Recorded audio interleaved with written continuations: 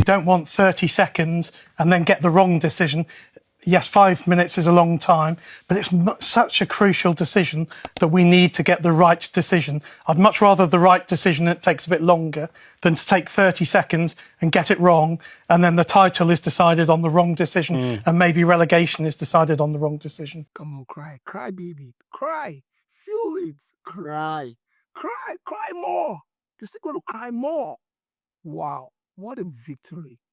Victory against the Irons. And you remember, even Pep Guardiola had something to say after his match against Brentford. And he said, come on, you Irons. Mikel Arteta will never do that. But no media personality went out there to decry that action by Pep Guardiola because he's a serial winner. And Mikel Arteta is not. And now, all of them are out there in the frenzy telling us about things that were not right in that call between Arsenal and West Ham. Arsenal at the London Stadium. They came on for the guests. They tried everything they could in the first 20 minutes of the game to get a goal. But somehow, they ran out of luck. And when Mikel Arteta did that mad substitution, Arsenal went flat. And somehow, the God of victory, the God of victory came calling. There's something that we posted recently on our platform where we said Arsenal is going to be winning the EPL and the Champions League trophies. It is settled, Shannon. That means God has our backing. And that was exactly what transpired because there is no way you're going to describe that match that was being officiated by Arsenal nemesis, Chris Kavanagh and Darren England. Both of them don't like Arsenal. One of them is right there at the VAR desk. And Chris Kavanagh calling the calls at the middle of the pitch. And the God of Abraham, Isaac, Jacob came out calling, blind their sense of reasoning.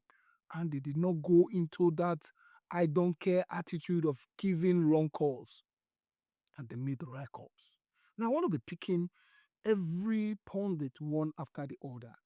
Sometimes I tend to think about something. Does it really mean because you played football, you're an ex-international, you're a legend, that doesn't make you an authority in decision making? See, when bantering gets out of irrationality, where you don't see the truth from lies, then they become cringy. That's exactly what we've seen in recent times against Arsenal, time and time again over the season. During the Arsene days, there is no way Arsene Wenger wouldn't have won more trophies in the Premier League if we didn't have the Fergie time. Now Peter Schmeichel, that has the audacity to say if you rule out this kind of goals from Arsenal, then Arsenal will not be topping the Premier League. Wow. Where was your thought when the ball went out of the line against Newcastle and PGMO came back later and said they failed to draw the second line? Aside from that ball going out of touch, which Joe Willock even said he was shocked that they allowed it to go because he knew the ball was out of play. There was a notch on the back of Gabriel Magalhaes by Joe Linton. It was not taken to record me. It was the same PGML that made it impossible for Arsenal to qualify for Champions League position when Socrates scored in the Premier League. I think it was against Brentford, against Crystal Palace some seasons ago. And yet that goal was chalked off. And yet they regretted that they made a mistake. These are the things that we're talking about. But where were these analysts, the so-called pundits that know so much about football, the legendary Peter Schmeichel, Gary Neville, Mikel Obi, where were they for this injustice on Arsenal? Where were they when I watched a match between Arsenal and United, Alumni in goal, and one-on-one with Rooney? He never touched Rooney. Harold Webb pointed to the mid-center of the pitch and said, it is a penalty. And that changed the status quo of that match. Where were they when matches will be ending? And yet, United will be given the Fergie time. They will come back scoring. I watched a particular match, spectacularly against United, where a team was cruising home, coasting home with 3-0. In that game, I saw Post Cole, ball rolled on his sleeves and come down. Right in the penalty box, they waved it off. In that same game, same action, same scenario. United were given 2 penalties. They came back to won that game by 4-3. What have we not seen in this Premier League? Then the likes of Peter Schmeichel will come and talk about if they win the Premier League, it will be the worst Premier League ever to be won. That is bullshit. That is barbardash. That is why I love people like Michael Richard, Henry Theory, and Rice. They're very rational. When our team isn't playing well, when we don't do the right thing, they criticize us to the latter. And they always put things, just oppose them side by side, the way it ought to be. Not for naysayers and the criers all over. They say Arsenal have been scoring goal. Even the first goal, again, the goal we scored against United in the beginning of the season was a foul. Nobody ever held the hand of a goalkeeper like that and tucked the shirt.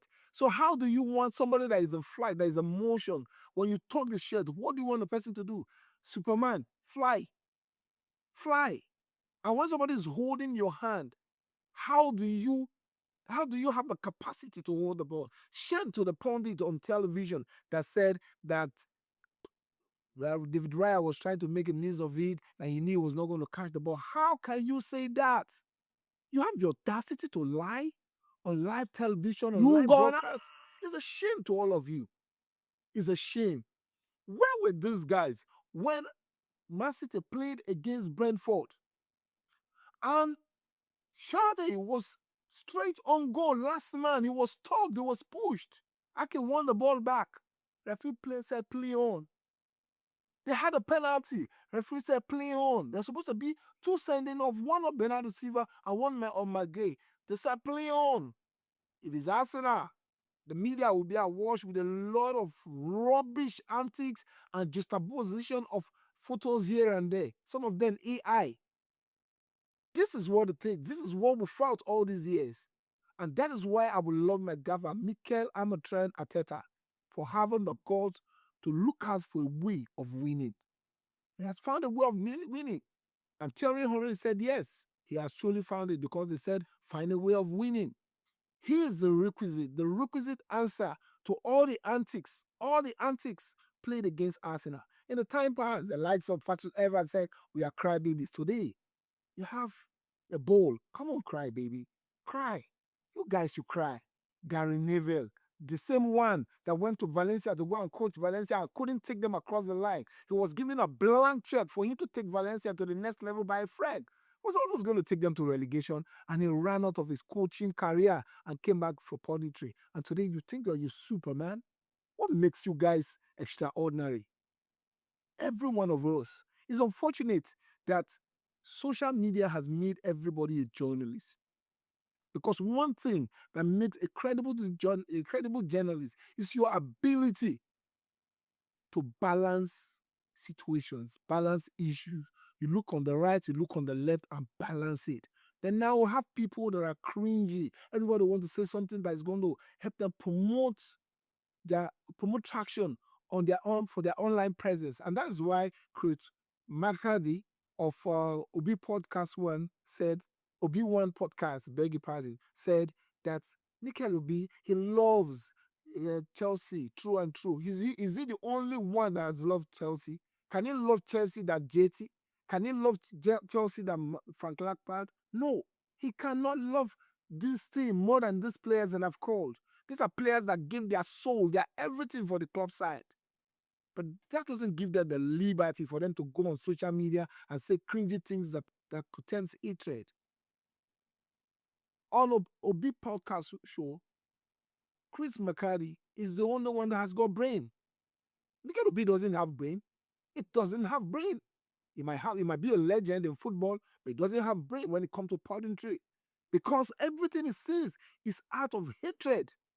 Look at this scoreline prediction for matches for the week. He said Fulham are going to defeat Arsenal. Shame. What happened? I predicted 3-0 for Arsenal and it came to pass. And he said against West Ham that Arsenal were going to lose. What happened again? We won. And yet you predicted that Your team, Chelsea, are going to win. They couldn't win. Against Nottingham Forest, they were battered. Against Liverpool, they escaped. They had a 1-1 draw. So, what is it? You just see, there are too many ways to gain online traction. You don't need to start saying negative things for you to gain online tractions. For this pundits, it's a shame to have you guys a pundit. And that is why Roberto Baggio came out and said that he feels somehow when ex-footballers, ex-internationals that play football can sit on the punditry box and criticize footballers the way they do. It's unfortunate. It's a shame. Pathetic shame. Arsenal, we are winning the Premier League, the Champions League. It is settled. Shalom. There is no other one that made it possible other than our maker God. Because on that day where Chris Carven and Darren England, these were two guys that were there when Arsenal points had been stolen away from them in this Premier League competition. We also saw a situation in this same league where ball rolled on the arm of Rodri in the 18-yard box. The year they won it by 1 point over Liverpool. There was no penalty shout. There was no penalty call. And yet they won the Premier League by 1 point. And nobody among the pundits came out to say, oh, you aided Man City to win. Now, the icing on the cake. For all of you, Gary Neville, Peter Schmeichel, and Mikel Obi, where have you kept your mindsets? Where have you kept your punditry skills that you cannot question? The EPL offered the 115 points count charges against Man City. It's been years. We've even forgotten that issue is existing. But yet, in this same Premier League competition, we've seen points deducted from Chelsea, from Nottingham Forest, from Everton, from Leicester City. And yet we say we're doing creditable job. When we hold the mic, we think we're an authority. Everyone is an authority in this punditry thing. We are an authority. As long as you can be heard, you are an authority. But that doesn't give you the capacity to say cringy things and hatred. The essence of banter is good for us to say, I am better than you. We are better than you. We can do this better than you. Not when it gets into cringy situation and hatred. We've seen everybody bringing different videos and photographs and trying to analyze the fact. It's even a shame to West Ham for them to go and question the credibility of Chris Kavanagh and Darren England for allowing, for ruling off that goal against Arsenal. For heaven's sake, if that goal was scored where, for example, Ariza Balaga dropped the ball against Man City in the Carabao Cup, we would have said they gave it to them. The man came out to catch the ball, they tugged the shirt, and somebody rested his arm. So how on earth do you want the man to catch the ball?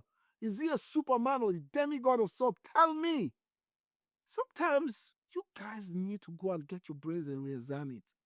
It's a shame to have legends like Peter Schmeichel, Gary Neville, Mikel Obi, and the rest of them, people like Gabi Balahal saying bullshit on air. We need to come back. Let us retrace our steps. The essence of football, this beautiful game, is that it's something that brings us together in unison, create a sense of camaraderie for everyone. In spite of races, color, creed, or whatever, we come together, we speak in one voice, we rejoice. When football is beautiful, we play beautiful football. I am tired of Arsenal not playing beautiful football and not winning trophies. I don't give a hoot about we not playing beautiful football, but we are winning trophies. I don't care. Play in a bad manner, but win. We've won over 10 games this season, winning by 1-0. 1-0 to the Arsenal. 1-0 to the Arsenal. And that is taking us across the board. And till I come your way again, don't forget, it is always the Arsenal Fans Beat, brought to you by Arsenal Fans globally. Until then, cry babies. Stay crying, crying.